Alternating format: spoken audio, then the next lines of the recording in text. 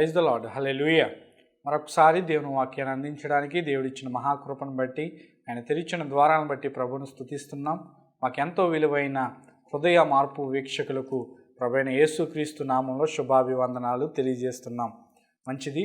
దేవుని వాక్యం సజీవమైనది, శక్తినిచ్చేది. కాబట్టి ఎవరైతే దేవుని వాక్యాన్ని వింటారో, చదువుతారో, వాక్యానుసారంగా జీవిస్తారో వారి జీవితాల్లో అద్భుతాలు, ఆశ్చర్య కార్యాలు జరుగుతాయి అనే వాస్తవాన్ని ప్రతి ఒక్కరు కూడా గుర్తించాలి. యేసుక్రీస్తు ప్రభువారు ఈ లోకంలో ఉన్నప్పుడు ఒక అద్భుతమైన ప్రసంగాన్ని చేశారు. అదేంటంటే సెర్మన్ ఆన్ ద మౌంట్, అంటే కొండ మీద ప్రసంగం. కొండ మీద ప్రసంగం ద్వారా చాలామంది ఇన్ఫ్లుయెన్స్ అయ్యి చాలా కార్యాలు జరిగించారు. ప్రియులారా, గొప్ప గొప్ప కార్యాలు ఈ ప్రసంగం ద్వారా జరిగినాయి అనడంలో అతిశయోక్తి లేదు. ప్రియులారా, ఆ ప్రసంగంలో అద్భుతమైన విషయాలు ఆయన ప్రస్తావించారు. ప్రపంచ మానవాళికి ఒక చక్కని మెసేజ్ అనేది ఆయన ఇచ్చారు.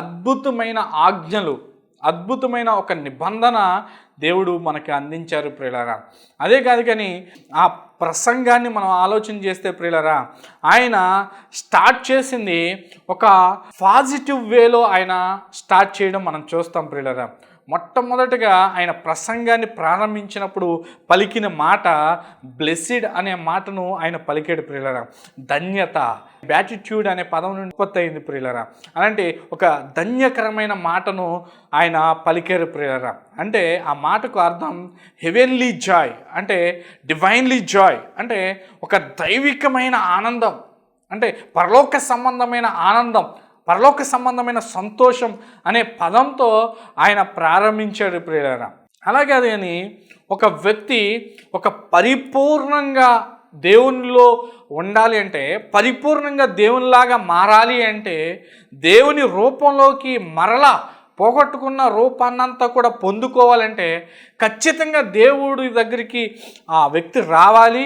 వచ్చిన తర్వాత దేవుడు చెప్పిన మాటలన్నీ కూడా అతడు విని వాటిని పాటిస్తే ఖచ్చితంగా పరిపూర్ణంగా, లేకపోతే ఒక జీవితంలో తన పరమార్థాన్ని కలిగి జీవిస్తాడు అనడంలో అతిశయోక్తి లేదు. ప్రియులారా, కాబట్టి అలాంటి గొప్ప మాటలన్నీ కూడా, అద్భుతమైన ప్రసంగాన్ని అంతా కూడా ఆయన కొండ మీద చేయడం మనం చూస్తాం. ప్రియులారా, ఆయన ఆ ప్రసంగం చివరికి వచ్చిన తర్వాత ఒక అద్భుతమైన మాటలు ఆయన పలకడం మనం చూస్తాం. అవేంటంటే మత్తయి సువార్త 7వ అధ్యాయము 24వ వచనాన్ని మనం చూస్తే అక్కడ యేసుక్రీస్తు ప్రభువారు ఆయన మాట్లాడుతున్నారు. కాబట్టి ఈ నా మాటలు విని వాటి చొప్పున చెయ్యి ప్రతివాడును బండ మీద తన ఇల్లు కట్టుకొని నా బుద్ధిమంతుని పోలి ఉండును. వాన కురిసెను, వరదలు వచ్చెను గాని, గాలి విసిరి ఆ ఇంటి మీద కొట్టెను గాని, దాని పునాది బండ మీద వేయబడిన గనుక అది పడలేదు. మరియు ఈ నా మాటలు విని వాటి చొప్పున చెయ్యిని ప్రతివాడు ఇసుక మీద తన ఇల్లు కట్టుకొని బుద్ధిహీనుని పోలి ఉండును. వాన కురిసెను, వరదలు వచ్చెను, గాలి విసిరి ఆ ఇంటి మీద కొట్టెను, అప్పుడు అది కూలబడెను, దాని పాటు గొప్పదని చెప్పాను. ఆలోచన చేయండి ప్రియులారా, ఆయన ప్రసంగం అంతా కూడా చేసిన తర్వాత చివరికి వచ్చిన తర్వాత 2 విషయాలు ఆయన తెలియజేస్తున్నారు. ఈయన మాటలు విని ఎవరైతే బండ మీద పునాది వేసి వారి జీవితాలు కట్టుకున్న వ్యక్తులుగా, తన ఇళ్ళు కట్టుకున్న వ్యక్తులుగా ఆయన చూపిస్తున్నారు. ఈయన మాటలు వినకుండా వాటిని చేయని వారు ఇసుక మీద తన ఇల్లు కట్టుకున్న బుద్ధిహీనుని పోలి ఉన్నారు అనేది యేసుక్రీస్తు ప్రభువారు ఆయన తెలియజేస్తున్నారు. అసలు వాస్తవానికి మనం చూస్తే ఎందుకు బండ మీద కట్టుకోవాలి అనేది మొదటి ప్రశ్నగా మనకు తెలుస్తుంది. ప్రియులారా, ఎందుకు బండ మీద కట్టుకోవాలి మన గృహాలు, మన ఇళ్ళు అని మనం ఆలోచన చేస్తే యేసుక్రీస్తు ప్రభువారు అంటున్నారు, ఒక రోజున వరదలు వస్తాయి, ఒక రోజున వాన కురుస్తుంది, ఒక రోజున గాలి విసిరి కొడుతుంది. కాబట్టి మీరు మీ పునాది స్ట్రాంగ్గా ఉండాలంటే, బలంగా ఉండాలంటే, మీ ఇల్లు పడిపోకుండా, మీ ఇల్లు కూలిపోకుండా ఉండాలంటే, అది బలంగా, దృఢంగా, అతి శ్రేష్టంగా ఉండాలంటే మీ పునాది బండ మీద వేయాలి అనేది యేసుక్రీస్తు ప్రభువారు ఆయన తెలియజేస్తున్నాడు. ప్రియులారా, అపోస్తలుడైన పౌలు అంటాడు, ఆ బండ క్రీస్తే అంటాడు. అంటే ఆధ్యాత్మికంగా మనం చూస్తే మీ గృహాలు ఎక్కడ కట్టుకోవాలంటే ఖచ్చితంగా క్రీస్తులోనే కట్టుకోవాలి. క్రీస్తు మీదే మీ జీవితాలు కట్టుకోవాలి, మీ గృహాలు కట్టుకోవాలి. ఇల్లు దేన్ని ప్రతిబింబిస్తుందంటే ఖచ్చితంగా మన దేహాన్ని, మన జీవితాన్ని ప్రతిబింబిస్తుంది ప్రియులారా. కాబట్టి ప్రతి ఒక్కరు కూడా మీ గృహాలు బండ మీద కట్టుకోండి. ఎందుకంటే ఆయన చెప్పారు వరదలు వస్తాయి, వానలు వస్తాయి, కాబట్టి గాలి విసిరి కొడుతుంది, కాబట్టి అది నిలబడాలి, స్ట్రాంగ్గా ఉండాలంటే బండ మీద కట్టుకోండి అని ఆయన తెలియజేస్తున్నారు ప్రియులారా. భౌతిక సంబంధమైన వరదలు కూడా ఈ మధ్య మనం చూసాం. విజయవాడ అంతా కూడా వరద నీరంతా కూడా వారి ఇళ్లలో చేరి అది మొదటి అంతస్తు వరకు చేరి అనేక రకాలుగా వాళ్ళు ఇబ్బంది పడడం మనం చూసాం. అంటే వరదలు వచ్చినప్పుడు, భయంకరమైన వర్షాలు పడినప్పుడు, గాలి విసిరి కొట్టినప్పుడు ప్రియులరా, ఆ ఇల్లు కానీ స్ట్రాంగ్గా లేకపోతే, ఆ గృహం కానీ స్ట్రాంగ్గా లేకపోతే అది అల్లకొల్లాలం అయిపోతుంది. ఈ మధ్య చైనాలో మనం చూసాం 150 నుండి 300 కిలోమీటర్ల వేగంతో గాలి విసిరిందంట. కార్లు కొట్టుకెళ్ళిపోతున్నాయి, బైకులు కొట్టుకెళ్ళిపోతున్నాయి, ఇళ్ళు కూలబడిపోతున్నాయి, కొండ చర్యలు రాలి పడిపోతున్నాయి. భౌతిక సంబంధమైన వరదలు వానలు వస్తేనే ఇంత భయంకరంగా ఉంటే, ఆత్మ సంబంధమైన గాలి వాన వరదలు ఇవన్నీ కూడా వస్తాయి. అంటే ఈ వాన కానీ వరదలు కానీ దేనికి సాదృశ్యమై ఉంది అంటే మనం ఆలోచన చేయొచ్చు. ఇవి శ్రమలకు, బాధలకు, దుఃఖాలకు, కీడులకు, అన్నిటికీ, రోగాలకు, వీటన్నిటికీ కూడా సూచిస్తున్నాయి ప్రియులారా. కాబట్టి ఇవన్నీ కూడా ఒక రోజున కొడతాయి, ఇవన్నీ కూడా మన మీద దుమ్మిగా వచ్చి పడతాయి. క్రైస్తవ జీవితం అంటే అది పూల బాట కాదు, అది చక్కని మార్గమయం కాదు, అది ఒక అరణ్య మార్గం. అడుగడుగున శ్రమే, అడుగడుగున బాధే, అడుగడుగున ఇబ్బందే, అడుగడుగున ఇరుకే. అలాంటి సమయంలో ప్రతివాడు కూడా తన సిలువెత్తుకొని నడమని యేసుక్రీస్తు ప్రభువారు తెలియజేశారు. క్రైస్తవుడు అంటే ఖచ్చితంగా శ్రమలు వస్తాయి. శ్రమలే వస్తాయి అని నేను చెప్పను. అంటే నేను ఇందాకడే చెప్పాను, బ్లెస్డ్ అనే మాటతో దేవుడు ప్రారంభించారు ప్రసంగాన్ని. అంటే హెవెన్లీ జాయ్ ఉంటుంది, దైవికమైన ఆనందం మన హృదయాల్లో నింపబడుతుంది. నీ సన్నిధిలో సంపూర్ణమైన సంతోషం ఉందని కీర్తనాకారుడు మాట్లాడతాడు. దేవుని సన్నిధిలో సంపూర్ణమైన సంతోషం, సంపూర్ణమైన ఆనందం దేవుని సన్నిధిలో ఉంటుంది. అది నిత్యం ఉంటుంది, అది శాశ్వతమైనది, ఎవరు కూడా తీసివేయబడనిది అది. అలాంటి జాయ్ మన గుండెల్లో ఉంటుంది ప్రియులరా. శ్రమ వచ్చినా, ఇరుకొచ్చినా, ఇబ్బంది వచ్చినా ఇవన్నీ కూడా ఉంటాయి. ఆనందం కూడా దాంట్లోనే ఉంటుంది. కానీ ఇవన్నీ కూడా దొమ్మిగా మనకు ఒక రోజున వచ్చి పడతాయి. అపోస్తలుడైన పౌలు కూడా ఆయన అంటారు, మనం అనేక శ్రమలు పడి పరలోక రాజ్యంలోకి చేరాలి అనేది తెలియజేస్తాడు. శ్రమ లేకుండా క్రైస్తవుని ప్రయాణం ఉండదు ప్రియులరా. ఈ రోజున చాలామంది ప్రసంగాలు ఎలా ఉన్నాయంటే, మీరు యేసుక్రీస్తు ప్రభుని నమ్ముకోండి, ప్రభు దగ్గరికి రండి, అన్నీ కూడా మీకు వచ్చేస్తాయి, మీ రోగాలు తీరిపోతాయి, మీ అప్పులు తీరిగిపోతాయి, మీ కోర్టు కేసులన్నీ కూడా తొలగిపోతాయి, మీకు మంచి లైఫ్ ఉంటుంది, చక్కని ఆనందకరమైన జీవితం ఉంటుంది, మీకు ఉద్యోగం వచ్చేస్తుంది, వ్యాపారంలో అభివృద్ధి ఉంటుంది, మీరు హ్యాపీగా బ్రతకొచ్చు, ధన ధాన్యాలు, సుఖభోగాలు ఇవన్నీ కూడా మీకు ప్రాప్తిస్తాయి అనేది చాలామంది యొక్క ప్రసంగ శైలి ప్రియులారా. రావని నేను చెప్పను, కానీ ఒకవేళ వీటి కోసమే నువ్వు వచ్చావా, ఒక రోజున శ్రమలు కూడా వస్తాయి, బాధలు కూడా వస్తాయి, ఇబ్బందులు కూడా వస్తాయి. కాబట్టి ఆ శ్రమ వచ్చినప్పుడు, ఇబ్బంది వచ్చినప్పుడు నువ్వేమనుకుంటావు? ప్రభు దగ్గరికి వస్తే అన్ని మేలు జరుగుతాయి అని నేను వచ్చాను, ఇదేంటి శ్రమ వచ్చిందని ఆ రోజున కూలబడిపోతావు, ఆ రోజున పడిపోతావు. కానీ నీ విశ్వాసం స్ట్రాంగ్గా ఉంటే, ఆ బండ మీద నీ పునాది వేసుకుంటే, ఇలాంటి శ్రమలు వచ్చినప్పుడు నువ్వు భయపడవు, ఇలాంటి శ్రమలు వచ్చినప్పుడు నువ్వు కృంగిపోవు.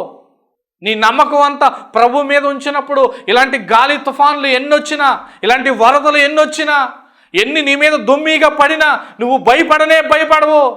దేవుడు మన పక్షంగా ఉండగా మనకు విరోధి ఎవరు? దేవుడు మన పక్షంగా ఉండగా ఈ లోకంలో ఏది మనకి ఏమీ చేయలేదు, కాబట్టి ఏది కూడా మనల్ని పడేయలేదు. కాబట్టి ఆయనతో ఉండాలి, ఆయన మీద మన విశ్వాసం ఉండాలి. అది లేనప్పుడు ఒక రోజున గాలి విసిరి కొడుతుంది, అది కూలబడుతుంది. కాబట్టి జ్ఞాపం చేసుకోండి, ప్రభు మీద మన విశ్వాసం ఉంచినప్పుడు, మన దేహాలు ప్రభు మీద కట్టుకున్నప్పుడు మన జీవితాలు ప్రియులరా అద్భుతంగా ముందుకు సాగగలుగుతాం ప్రియులరా. ఎలా కట్టాలి అనేది మనం ఆలోచన చేయాలి. ఎలా కట్టాలి అంటే ప్రభువారు అక్కడ మాట్లాడుతున్నారు, అదే 24వ వచనంలో, కాబట్టి ఈ నా మాటలు విని వాటి చొప్పున చెయ్యి ప్రతివాడును బండ మీద తన ఇల్లు కట్టుకున్న బుద్ధిమంతుని పోలి ఉండును. ఈ నా మాటలు విని ఎవరైతే వింటారో, ఎవరైతే వాటిని పాటిస్తారో వాళ్ళు బుద్ధిమంతుని పోలి ఉంటారు. ఎలా కట్టుకోవాలంటే వినాలి, వాటిని పాటించాలి అనేది 2 విషయాలు ప్రభువారు తెలియజేశారు ప్రియులారా. అంటే మొట్టమొదటిగా మనం వినాలి. బాహ్యకరంగా ఒక బిల్డింగ్ కట్టాలంటే మనం ఏం ఆలోచించాం? ఇసుక కావాలి, సిమెంట్ కావాలి, రాళ్ళు కావాలి. ఈ 3 ఆయుధాలు ఉంటే మనం ఒక బిల్డింగు నిర్మించవచ్చు, కట్టొచ్చు.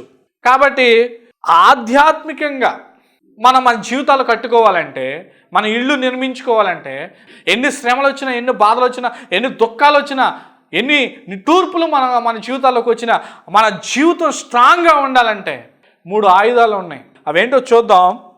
అపోస్తుడైన పౌలు తెలియజేస్తున్నాడు. 1 కొరింథీ పత్రిక 13వ అధ్యాయము 13వ వచనంలో, కాగా విశ్వాసము, నిరీక్షణ, ప్రేమ ఈ 3ను నిలుచును, వీటిలో శ్రేష్టమైనది ప్రేమయే అంటాడు. అంటే విశ్వాసము, నిరీక్షణ, ప్రేమ ఈ 3 నిలుస్తాయి. ఇవి నిలిచేవి, ఇవి పడేవి కాదు.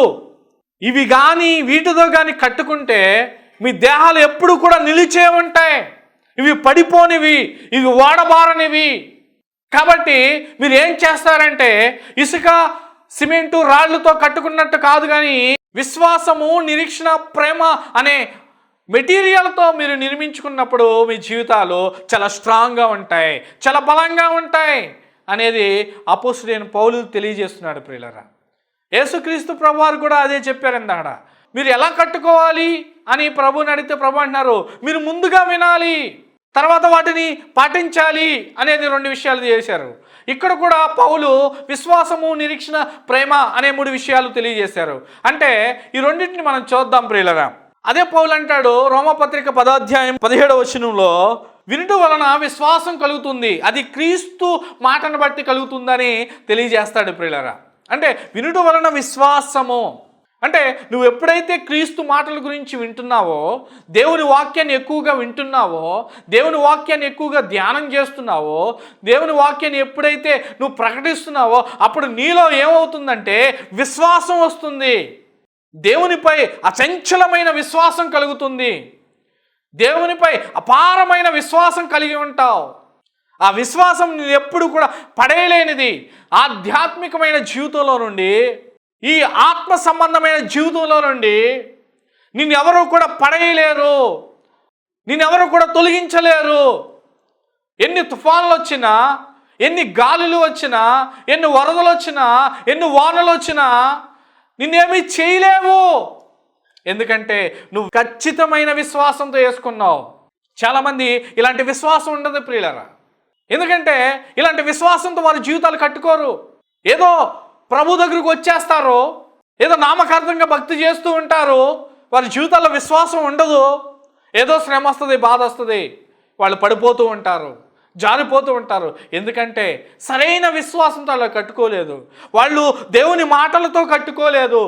దేవుడు చెప్పినట్టుగా, దేవుడు చెప్పిన ఆజ్ఞలు ఉన్నాయి, దేవుడు చెప్పిన మాటలు ఉన్నాయి, దేవుడు ప్రేమించి ఇచ్చిన గ్రంథం మనకుంది. కానీ వాటేటిని కూడా వాళ్ళు వినలేదు, వాటన్నిటినీ వాళ్ళు పాటించలేదు. కాబట్టి ఒక రోజున వాళ్ళ జీవితాలు పడిపోతాయి, వాళ్ళ జీవితాలు జారిపోతాయి. కాబట్టి వినాలి ప్రియులరా, దేవుని వాక్యాన్ని వినాలి. చాలామందికి వినడానికి అనాలోచనగా ఉంటారు, వినరు. వినాలి, విన్నప్పుడే దీవెన. ఎప్పుడైనా ఒక వ్యక్తి దీవించబడాలి అంటే మొదటగా వినయ స్వభావం రావాలి. ఎదుటివారు చెప్తే మనం వినగలిగే స్థితిలో మనం ఉండాలి. మనం ఆశీర్వాదం పొందాలంటే నువ్వేంటి చెప్పేది అని నువ్వు ఉంటే, అలాంటి గర్వ హృదయం నీలో ఉంటే నువ్వు ఎప్పటికీ కూడా ఆశీర్వదించబడలేవు, దీవించబడలేవు, మరొకరికి దీవెనకరంగా మారలేవు ప్రియులరా. కాబట్టి మొదటగా మనం వినాలి, రెండవదిగా పాటించాలి. పాటించాలంటే ఏం కావాలి? ప్రభువారు అంటున్నారు అక్కడ యోహాను సువార్త 4వ అధ్యాయము 23వ వచనంలో, యేసు ఒకడు నన్ను ప్రేమించిన యెడల వాడు నా మాటలు గైకొనును, అప్పుడు నా తండ్రి వానిని ప్రేమించును, మేము వాని యొద్దకు వచ్చి వాని యొద్ద నివాసము చేతుము. నన్ను ప్రేమింపని వాడు నా మాటలు గైకొనడు. మీరు వినుచున్న మాట నా మాట కాదు, నన్ను పంపిన తండ్రిదే. ఆయన తెలియజేస్తున్నారు, నన్ను ఎవరైతే ప్రేమిస్తారో వాళ్ళే నా మాటలు గైకొంటారు, వాళ్ళే నా మాటలు పాటిస్తారు, వాళ్ళే నా మాటలు క్రియారూపంలోకి తీసుకొని వారి జీవితాలు కట్టుకొని వాటితో ముందుకు వెళతారు.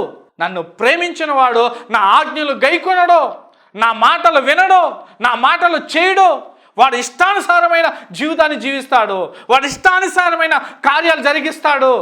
కాబట్టి వాడు నన్ను ప్రేమించట్లేదు. నన్ను ప్రేమించేవాడు ఖచ్చితంగా నా మాటలు వింటాడని ప్రభువారు స్పష్టంగా తెలియజేస్తున్నారు. ప్రియులారా, నువ్వు ప్రేమించగలుగుతున్నావంటే అది దేవుని మాట వినటంలోనే ఉంటుంది. చాలామంది ప్రభువా నిన్ను ప్రేమిస్తున్నానయ్యా అంటారు, దేవుని మాట ప్రకారంగా వారి జీవితాలు ఉండవు. ప్రియులారా, దేవుని వాక్యానుసారంగా వారి జీవితాలు ఉండవు, కట్టబడి ఉండవు. దేవుడు ఏదైతే చెప్పాడో, ఏదైతే నీతి సూత్రాలు చెప్పాడో, మనం బైబిల్ అంతా కాదు కానీ మనం ఇప్పుడు అంశం ప్రకారంగా ఆయన కొండ మీద చెప్పిన ప్రసంగం ఉంటుంది, అది పరిపూర్ణమైన ప్రసంగం. ప్రియులారా, అక్కడ నువ్వు కోపపడవద్దు, నువ్వు కోపపడితేనే నీ సహోదరుని మీద కోపపడితేనే అది పాపం అన్నాడు. అంటే నువ్వు ఒక మర్డర్ చేయవసరం లేదు, నువ్వు హత్య చేయవసరం లేదు, నీలో ఉన్న కోపాన్ని ప్రదర్శించకూడదు అన్నాడు ఆయన. అంటే చూడండి ప్రియులారా, ఒక వ్యక్తికి కీడు చేయడానికి నీకు కోపం రాకూడదు. నువ్వు ఆ హత్య చేసినంత, ఆ మర్డర్ చేసినంత పాపం అయిపోతుంది అన్నాడు. కాబట్టి కీడి నిమిత్తమే ఎప్పుడు కూడా మనం మా హృదయంలోకి పాపము, కోపము రాకూడదు. ప్రభు చెప్పిన ఆజ్ఞ. నువ్వు వ్యభిచారించవసరం లేదు, మోహపు చూపు కూడా చూడొద్దు అన్నాడు ప్రభు. నువ్వు ఒట్టులు పెట్టుకోవసరం లేదు, నీ మాట అవునంటే అవును, కాదంటే కాదన్నట్టుగా ఉండాలి. నీ శత్రువులను ప్రేమించమన్నాడు, నిన్ను దూషించే వారిని ప్రేమించమన్నాడు, నీకు కీడు చేసిన వాళ్ళని, నిన్ను అన్యాయం చేసిన వాళ్ళని ప్రేమించమన్నాడు. ఒక చెంప మీద కొడితే రెండో చెంప చూపించమన్నాడు. జగడమాడమనలేదు, యుద్ధమాడమనలేదు ఆయన. నువ్వు పరిపూర్ణంగా మారాలంటే ఇలాంటి కార్యాలన్నీ కూడా నువ్వు ఆజ్ఞ రూపంగా తీసుకొని ప్రభు చెప్పాడు. అంత ఎప్పుడు వస్తుంది? దేవుని ప్రేమ మనలో కుమ్మరించబడినప్పుడు, దేవుని మాటలన్నీ కూడా ఇవి ప్రకటిస్తున్నప్పుడు, దేవుని మాటలు ఆజ్ఞపూర్వకంగా మనం తీసుకొని అవి గైకొని నడిచినప్పుడు మనకేమొస్తుందంటే ఆ ప్రేమ మనలో ఉండి నిజంగా మనలో దేవుని ప్రేమించే వారంగా ఉంటాం. నిజంగా ఆ ప్రేమ మనలో ఉంటే మన జీవితాలు బండ మీద కట్టుకున్న జీవితాల వలె చాలా స్ట్రాంగ్గా ఉంటాయి. ప్రియులారా, ఎలాంటి ఇవి వచ్చినా, ఎలాంటి తుఫాన్లు వచ్చినా, ఎలాంటి వరదలు వచ్చినా, ఎలాంటి వానలు వచ్చినా, ఎలాంటి గాలి విసిరి కొట్టినా మన గృహాలు మాత్రం పడనే పడవు. కానీ ఒకవేళ కట్టుకోలేదా, శ్రమ వచ్చినప్పుడు, బాధ వచ్చినప్పుడు పడిపోతాయి. ప్రియులారా, కాబట్టి ప్రేమ కలిగి ఉండాలి. కాబట్టి యేసుక్రీస్తు ప్రభువారు ఆయన చెప్పినట్టుగా మొదటిగా మనం ఏం చేయాలంటే వినాలి, రెండవదిగా మనం వాటిని గైకొనాలి, వాటిని పాటించాలి. ఎందుకంటే ఈ రోజున చాలామంది ఇనుటకు మట్టుకైతే వింటున్నారు కానీ వాటిని పాటించే వాళ్ళు చాలా తక్కువ. యేసుక్రీస్తు ప్రభువారు ఆయన ఏదైతే బోధించారో ఆయన అదే పాటించారు అంతే.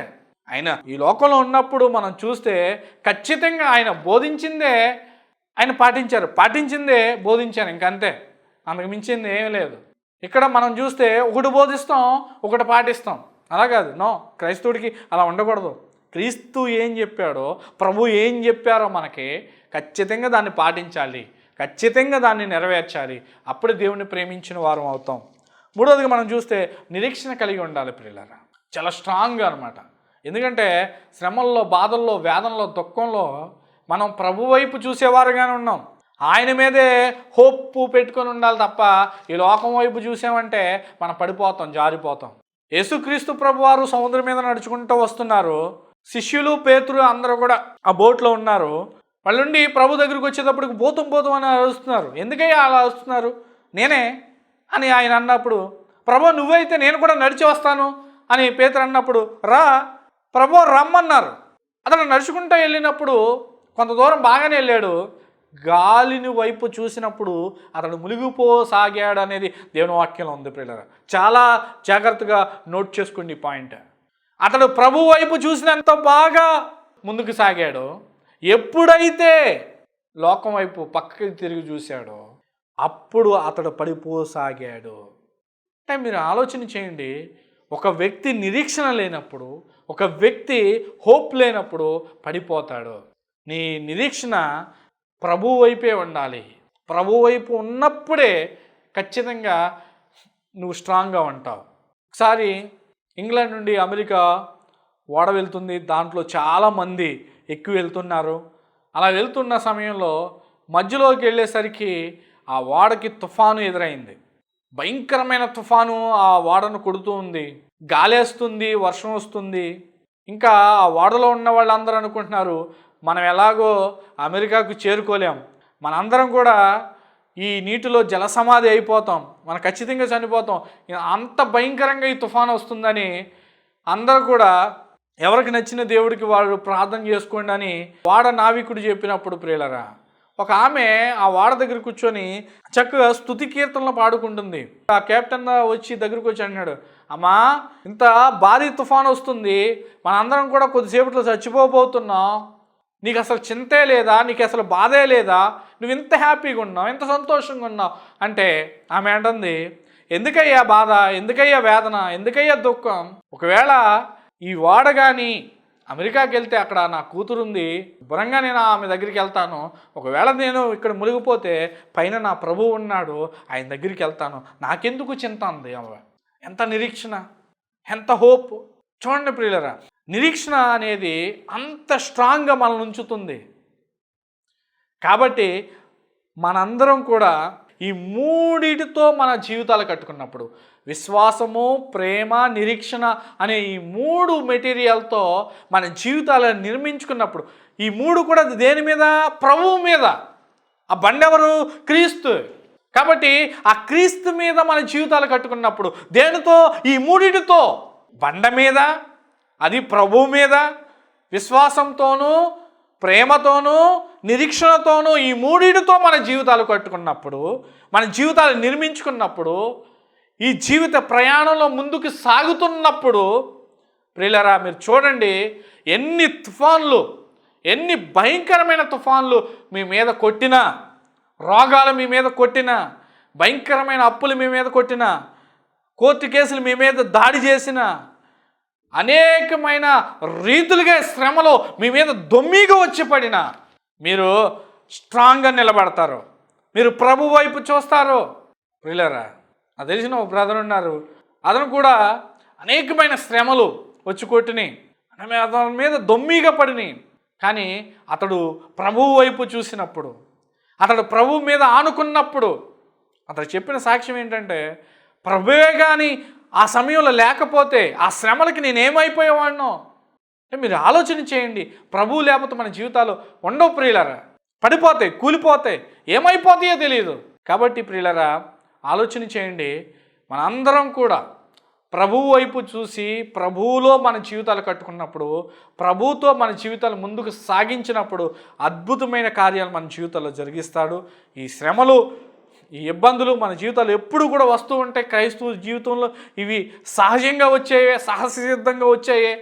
శ్రమలు రావంటలేదు, బాధలు రావంటలేదు, దుఃఖం రావంటలేదు. మీరు క్రైస్తవులుగా దేవుణ్ణి కలిగి ఉన్నారుగా, మీకు కూడా శ్రమలు వస్తాయా, లేదా మీకు కూడా బాధలు వస్తాయా, మీకు కూడా వేదనలు ఉంటాయా అనేవాళ్ళు చాలామంది ఉంటారు. ఆయన నీతిమంతుల మీద, ఆ నీతిమంతుల మీద ఆయన సూర్యుని ఉదయింపజేసి ఆ దుష్టుల మీద, మంచివారి మీద ఆయన వర్షమును కురిపించున్నాడు. అందరికీ అన్నీ సమానంగా ఉంటాయి, ఎక్కడ తారతమ్యం లేదు. కాబట్టి అందరికీ ప్రాప్తిస్తాయి, అందరికీ శ్రమలు వస్తాయి, అందరికీ విధానం వస్తాయి. కానీ శ్రమల్లో, బాధల్లో, వేదనలో మన విశ్వాసము, మన నిరీక్షణ, ప్రేమ ప్రభువు యందు మన పునాది వేసుకున్నాం కాబట్టి స్ట్రాంగ్గా ఉంటాం. మనకు ఆధారమై ఉన్న దేవుడు మనకు ఆధారమై ఉన్నాడు, మనకి నిరీక్షణ అయి ఉన్నాడు, ఆ నిరీక్షణ కర్త మనకున్నాడు. అదే లోకస్తులకైతే, అదే అన్యులకైతే ఆ నిరీక్షణ లేదు ప్రియులరా. కాబట్టి వాళ్ళు నిశ్చయముగా కాలు జారు చోటనే నిలబడి ఉన్నారని ఆసాబు కీర్తనలో ఉంది. ఆసాబు కూడా వాళ్ళు ఎదుగుదల చూసి, వాళ్ళ అభివృద్ధి చూసి ఆసాబు అంటున్నాడు, అయ్యా అన్ని జనులు ఎదిగిపోతున్నారు, నీ బిడ్డలమైన మేము, లేకపోతే నీ బిడ్డలు ఇంకా కుషించుకుపోతున్నారు, ఇంకా దరిద్రతలోనే ఉన్నారు, ఇంకా వేదనలోనే ఉన్నారు, ఇంకా శ్రమలోనే ఉన్నారని యథార్థంగా ప్రార్థన చేస్తున్నాడు. యథార్థంగా ప్రభు ముందు ఆయన ప్రాధేయపడుతున్నాడు. ప్రభు అంటున్నారు అప్పుడు, అయ్యా ఆసాబు నీకు తెలియదా, అన్యజనులు దేవుని ఎరగనంటి వారు, దేవుని మీద విశ్వాసం లేని వారు, దేవుని యందు నమ్మకం ఉంచని వారు ఖచ్చితంగా వాళ్ళు కాలు జారు చోటనే ఉన్నారు. వాళ్ళు పడితే తిరిగి లేచే అవకాశమే లేని చోట వాళ్ళు ఉన్నారు, వాళ్ళ పట్టి లేపే వ్యక్తి లేని చోటనే వాళ్ళు ఉన్నారు అనేది అక్కడ దేవుడు తెలియజేస్తున్నాడు. ప్రేరణ నీకు నాకు ఒక మంచి ఆధిక్యత ప్రభు మనకిచ్చారు. మన జీవితాల బండ మీద కట్టుకుందాం, ప్రభువులో కట్టుకుందాం.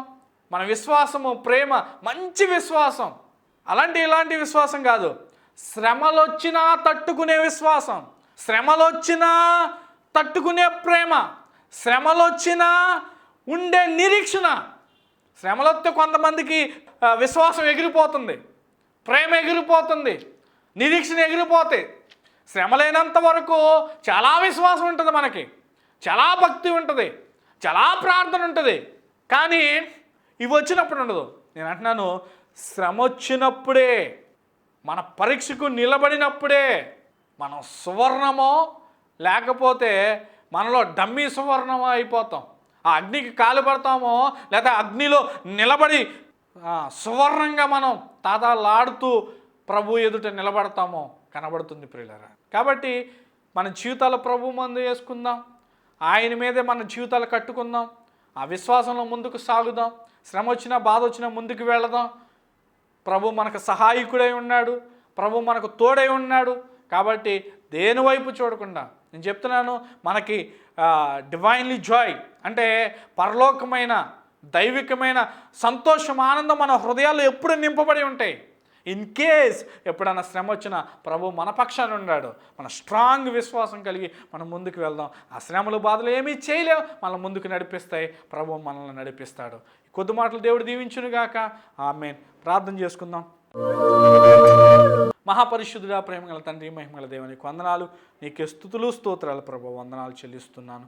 ఎప్పటి వరకు మాతో మాట్లాడిన విధానం బట్టి నీకు వందనాలు.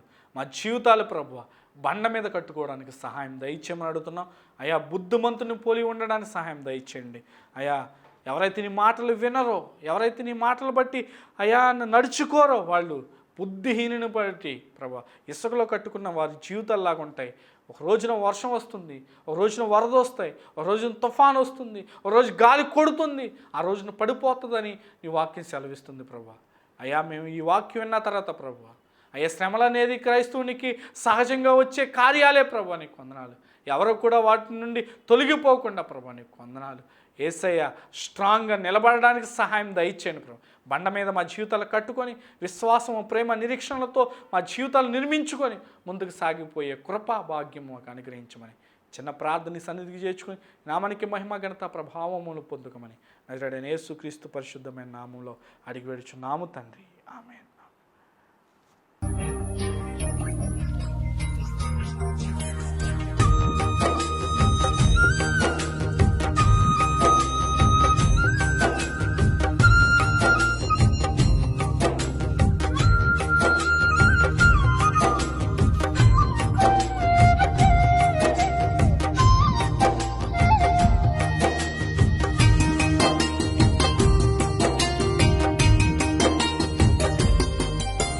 కొండలు లోయలు ఎదురైనా చడియలు యేసయ్యా, శోధన వేదన బాధలలో నిన్ను విడువను యేసయ్యా. కొండలు లోయలు ఎదురైనా చడియలు యేసయ్యా, శోధన వేదన బాధలలో నిన్ను విడువను యేసయ్యా. నాకున్న తోడు నీడ నీవే నాదు యేసయ్యా, నాకున్న తోడు నీడ నీవే నాదు యేసయ్యా. ప్రేమ పూర్ణుడా, నా స్తుతికి పాత్రుడా, ప్రేమ పూర్ణుడా, నా స్తుతికి పాత్రుడా. పునరుత్థానుడా, విజయశీలుడా, నా ప్రాణా